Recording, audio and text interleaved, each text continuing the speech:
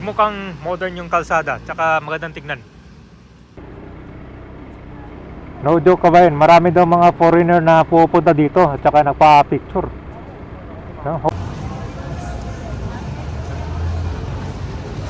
Meron tayong abangan dito sa Hidalgo Street in Quiapo, Manila. Itong street na to ay sikat dahil naglilink ito sa Quiapo Church, simbahan, at itong San Sebastian Church in Manila. Ang Hidalgo Street ay na-divide dito sa Quezon Boulevard.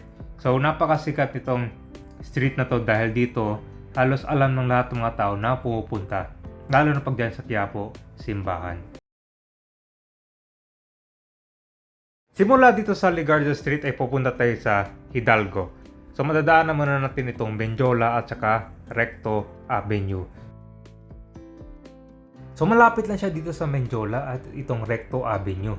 So itong Hidalgo, ito din yung way na papunta dyan sa Quiapo Simbahan, papuntang Carriedo, Quezon Boulevard. Kita nyo kabayan, yan po yung Hidalgo Street.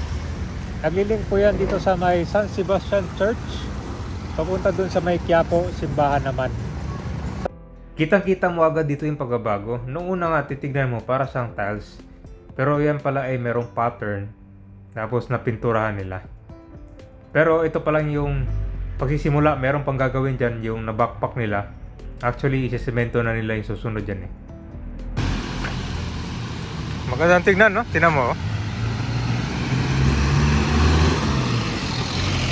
Tama to. The Nazarene Catholic School, Quiapo Parochial School. Yung sa kabilang side, ang ginagawa nila ngayon. Ayan, pansin mo yung pagbabago dito.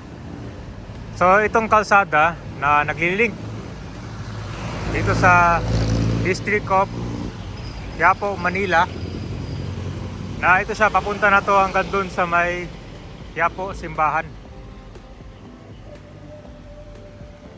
Pero paano siya nagkakulay, sir? Pininturahan po. So kung titignan mo, para siyang tiles. Parang tile. Oo, galing ah. So yung pattern meron na yon. Oo. Tapos pagka-pintura na lang. Oo, pintura na lang. Pati rin dito. Pati rin dito, tapos may dagdag pa yan dun sa papuntang sa Binilibid dyan. Bali hanggang saan to, sir? Susukatin lang doon namin actual, pero malamang hindi pa makarating ng 7-Eleven. Pero ang pinakatagusan talaga nito, abutin ba sa Abutin pa ng tulay. tulay? Kasi doon talaga ang boundary, pero kakaalam ko lang, parang stop lang muna dyan. Oo. Kasunod na naman gagawin doon. Kasi may kabila pa to, sir, di ba? Oo. Hidalgo. So, ko lang para to, sir, parang anong gawin dito? Parang repair o rehabilitate? Hindi naman doon matawag na repair. Parang ginagawa nilang parang pasyalan daw ba? Parang tourist park ba? Okay. Parang pinaganda lang. Okay. Pag tapos ako dito. Maganda. So, parang kuha na rin siya, parang tinaasa na rin. Oo, ganun pa rin. Ganun pa rin. Talagang yung pinaka-kanya lang. Siya, na parang may brake siya. Okay, ayos pala. Tumamayin ko na. So ito yung natapos. Babae, no? Ito actually mahaba. Tingnan natin sa unahan na.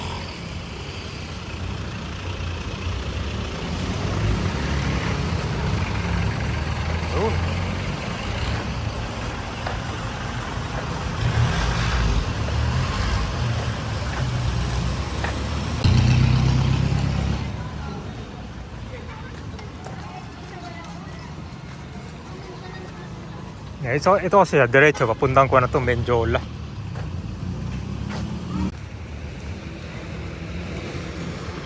So yung kabay, no, ito na yung Hidalgo Street. Maninibago ka dito.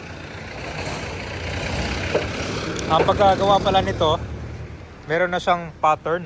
Yan ang pattern, kabay, para siyang rectangle. Tapos ito pala yung parang black tsaka white, pinunturahan siya. Kaya kung titignan mo dito, parang tiles. Napakaganda. Nagawa siya. Instant nagiging tourist attraction dito. Para sa mga dumadaan. So ganito kalalim yung binakbak nila dati. Yeah. So ito siya, may ginagawa pa sila ngayon. After nito, bubuhusan na naman nila, tapos meron pang karugtong. Siguro abutin pa doon, no? Malapit sa 7-Eleven.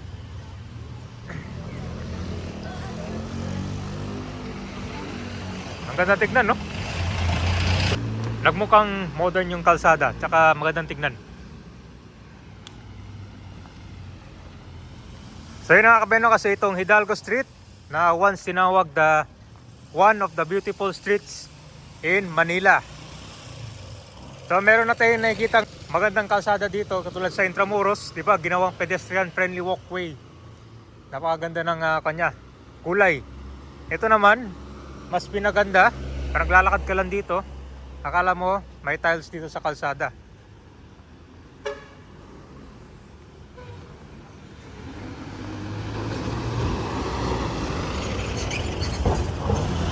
Simula.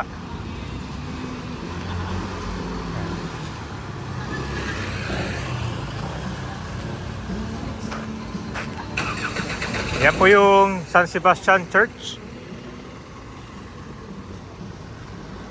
Ganda ng design, no?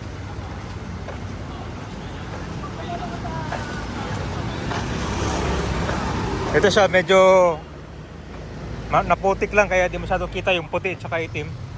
Nagkulang kasi dito. Pero kapag tag-init, malinis, kita-kita mo yung kulay puti dyan tsaka itong itim. So ito kabayan, napunta natin ng Quiapo ngayon. Sa Quiapo Simbahan naman tayo. Grabe, ang ganda oh. No joke kabayan, marami daw mga foreigner na pupunta dito at saka nagpa-picture. So, hopefully sana magawan dito sa kabilang side. Kasi itong Hidalgo, dalawang part to eh. Papuntang Quiapo naman sa simbahan. Yun.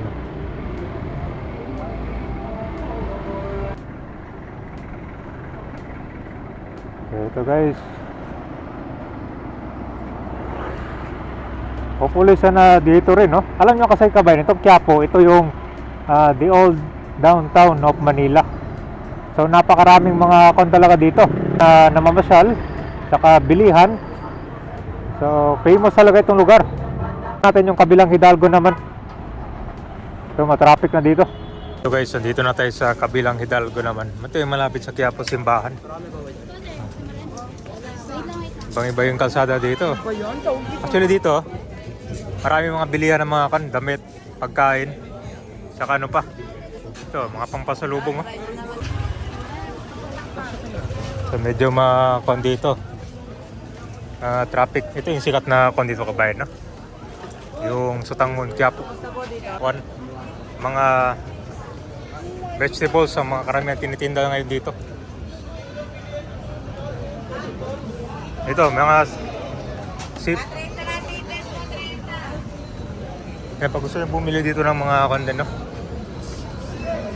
Smoked fish. Yan, dito marami.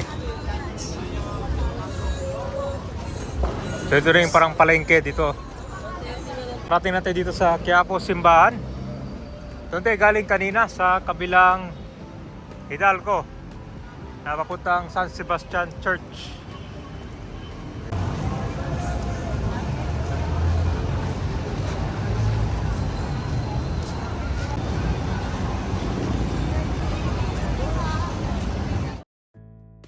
Kabang-abang yung transformation dito sa Hidalgo Street na kilalang kilala at naglilink pa dito sa District of Quiapo, lalo na sa dalawang church na to, itong Quiapo Simbahan at San Sebastian naman. Dito sa left ng Hidalgo Street ay tinatawag siyang pedestrian area kasi mga tao lang halos ang naglalakad dyan. So dito sa kanan naman, ito naman yung two-lane street na halos nadadaanan din siya ng mga sasakyan at papunta din dun sa San Sebastian Church.